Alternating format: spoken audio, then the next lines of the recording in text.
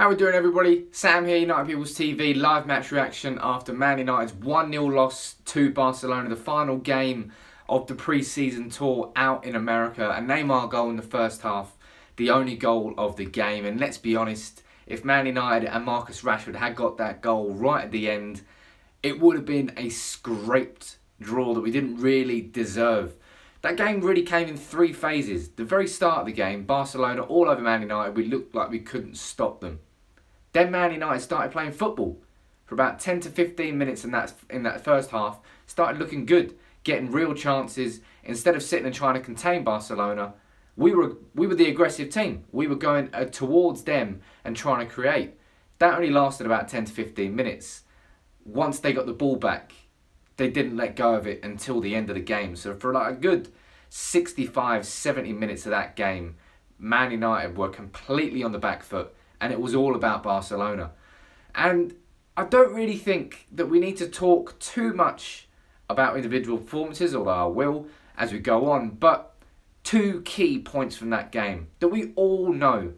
But Man United need to make signings. Our weaknesses were massively exposed by Barcelona. The fact that we've got Michael Carrick playing as that defensive midfielder, he couldn't stop Barcelona. Rakitic was running past him. Messi, Suarez, Neymar running past him. He's not mobile enough to play as that dynamic defensive midfielder anymore. He doesn't have the legs for it. He needs someone else like Ander Herrera to do the dirty work for him, so that when Carrick's got time on the ball, he can then find a pass. But playing against a team like Barcelona, you don't get time on the ball.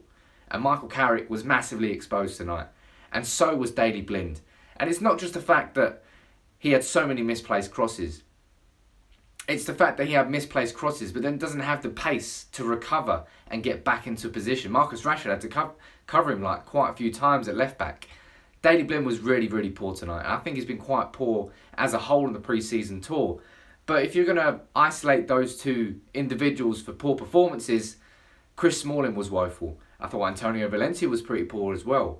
Victor Lindelof again looking a bit shaky. None of our defence in the first half, apart from David De Gea, played well at all. In the second half, Phil Jones and Eric Bailly both a lot better because they were playing aggressive. They were stopping Barcelona from making the passes short to feet. They were stepping up against the attackers, and that was cutting the space out, and Barcelona then couldn't do what Barcelona did. But we could not deal with Barcelona's press. In attack, whenever they pressed us down, we ended up playing long ball to Lukaku, who was really isolated the whole game. He didn't get much of a look in because Man United could, as I said, that 10 to 15 minute period in the first half when we played football to feet, we actually looked good. But that didn't last very long. We didn't do it for the whole game, and it really stopped the ebb and the flow of Man United's football. Andreas Pereira and Anthony Martial coming on gave Man United a bit of a spark, and whenever we got the ball out to Martial, he kind of felt like we could do something, but we didn't. And losing to Barcelona is not the be-all and end-all, but losing to Barcelona, just like it did against LA Galaxy, Real Salt Lake, Manchester City and Real Madrid, exposed the weaknesses in Man United's squad. And it's got beyond the part, just way past the point of being painful. It's just ridiculously obvious where Man United's weakness is in that squad. And how we haven't addressed that by bringing in Fabinho, I don't know. Matic isn't really a mobile central midfielder. He's not going to cover the same sort of ground that Fabinho would cover. But maybe we're going to bring him in. I'm not sure that will sort the mobility problems in midfield. It will certainly get a bigger body and a bigger presence. But it wouldn't bring the drive and tenacity we need in that defensive midfield position to work in this formation with Pogba and Herrera in front of them. In front of this defensive midfielder, we need them to be clear of defensive responsibilities. And again tonight, look at Paul Pogba and Marcus Rashford. Both, for me, majestic. Yes, neither of them got an assist. Yes, there was some missed passes, X, Y, Z. But we saw two players who were trying to create. That run by Pogba in the first half where he just 60 yards down the line. I haven't seen a Man United midfielder do that in a long time. And Marcus Rashford, again, his deliveries, the whip he gets on the ball. I love Marcus Rashford. And for me, he just makes so much difference when he's got the ball at his feet.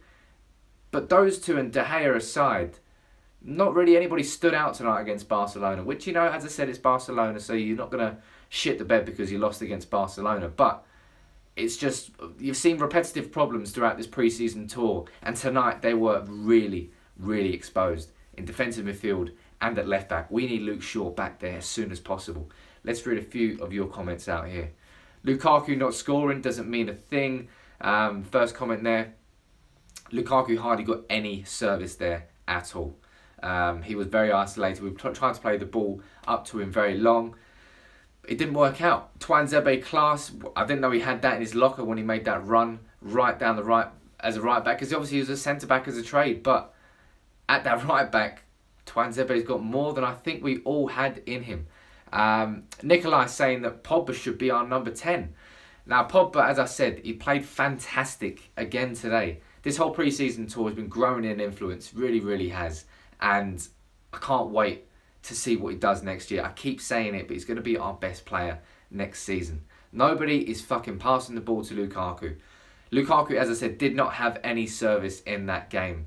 We didn't cater to that style. It should have been, with his back to defence, it should have been bring the ball into Lukaku so he can then bring the likes of Lingard and Mkhitaryan into play and then run off the back of that. We didn't do it enough. Really not happy with Blind at all, says James Benison. Blind's all pre-season has been pretty poor, and it's painfully obvious that we do need that proper left back, that Luke Shaw, the one that does make the runs but has the ability to recover and get back into position quick enough that Man United don't have a gap there. Martial's going to have a great season. That's by Avimanu. How you doing, buddy? Thanks for the comment. Make sure you subscribe if you're new, mate. And anybody else, as always. Going to the game in Oslo on Sunday. Can't wait, says Nikolai. Now, obviously, Vålerenga is the next game. Then we've got Sampdoria. Then we've got Real Madrid. So many pre-season games. Can't be asked. Just want the game against West Ham United to come around. Need more confidence and passion. Still waiting for Bayer-Lindelof combination, says Vincent. Now, we still haven't seen that. And I think tonight the reason that Bayer didn't start alongside Lindelof is because Bayer's banned in the Super Cup. I think Mourinho wants to see what his back four is going to look like in that Super Cup final. I think Darmian will probably, definitely 100% start at left back after what we've seen from Daley Blind. Someone there saying, by poor mistakes. I think if you're going to have a point in the finger at defenders from that game, Eric Bailly is not one of them. Yes, he made a mistake when he got put through and Sergio Romero made a save, but I think Bailly and Jones far better than Lindelof and Smalling were in that game. Madrid isn't a pre-season game. I'll sort of beg to differ. It's a Super Cup. It's a glorified Community Shield, people. Come on. It's a pre-season game. We need a strong defensive midfielder like Fabinho or Matic. Fabinho is the one that's going to add that energy in midfield, people. A lot more than Matic. Matic will be a body, but Fabinho will be the engine. He'll change the whole dynamic shape of our midfield. That's what I'm saying.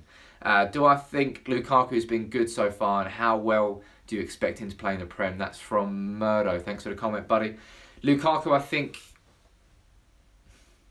a sort of mixed bag, but he's been growing into the team. He's going to start, when he's settled and when he's that goal against Manchester City, obviously the highlight of his pre-season tour. But Lukaku has floated in and out of games, and I think Man United haven't really played and catered towards him enough. That's what I'm going to say about him. Lots of comments about Pereira. He came on, tried to make things happen, was tracking back as well, had a couple of efforts on goal. Pereira can play a big part this season, I feel. Should be the backup to Ander Herrera in that right central midfield position. Pogba doesn't really have a backup in that left central midfield position. Someone there commenting Renato Sanchez. I said it on Twitter earlier. We need a defensive midfielder. And then if you can get someone like Renato Sanchez in on loan and have him as a backup to Paul Pogba, then you've got two players for right central midfield and left central midfield, and then Carrick and whoever that defensive mid is. That's what you need if you're going to compete in the Premier League and the Champions League. 2 players in every position. Right now, Man United have 2 right central midfielders. I don't really count Fellaini as a central midfielder, so I'm saying 1 in Pogba, and then we've got 1 central midfielder defensively, which is Michael Carrick. It is not enough. It really isn't enough. But what do you think? Do you think tonight really did expose the problems that we already knew were there, or do you think that this squad is still capable of challenging for the title without making any more signings? Mourinho said he'd be happy with one more signing this summer.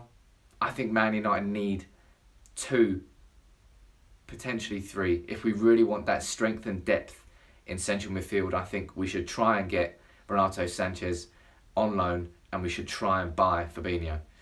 Great first half from De Gea. Would love to see a new defensive midfielder and Luke Shaw to be healthy, says Jay Johnson. Couldn't agree with you more. Absolutely. De Gea outstanding in the first half. What a save that was from Luis Suarez's overhead kick. But Man United, right? Won every game in the pre-season tour against, apart from Barcelona, but Louis van Gaal won all his fucking pre-season games, so it's just pre-season. I've seen positives and I've seen negatives in this pre-season so far. The negatives for me, really on show tonight. No power in the legs in midfield, with no left back at the moment. Plan B sort of resorted to long ball there to Lukaku. I don't know, I think we'll probably do that quite a lot this season at certain points. But Man United need to be playing football. When we play football against Barcelona there for 10 to 15 minutes, we look good, we created chances. That's when we were most dangerous. When we switched, we weren't very good. That is it for the match review. Let me know what you think. As always, keep leaving your comments below. And if you're new, make sure you subscribe to United People's down there. One thing I'm fucking happy about, this is the last time I'm going to have to be up at 2:45 in the morning doing a live match review. Back to normal times next week. But from next week, I'm going away for a few weeks. Going on a trip around Europe. So there's going to be some match reviews and some previews in some strange locations. Doesn't mean they're going to be bad, just a different backdrop. But anyway, make sure you tune in as always. As I said, subscribe if you're new. And we'll see you next time, people. Take it easy.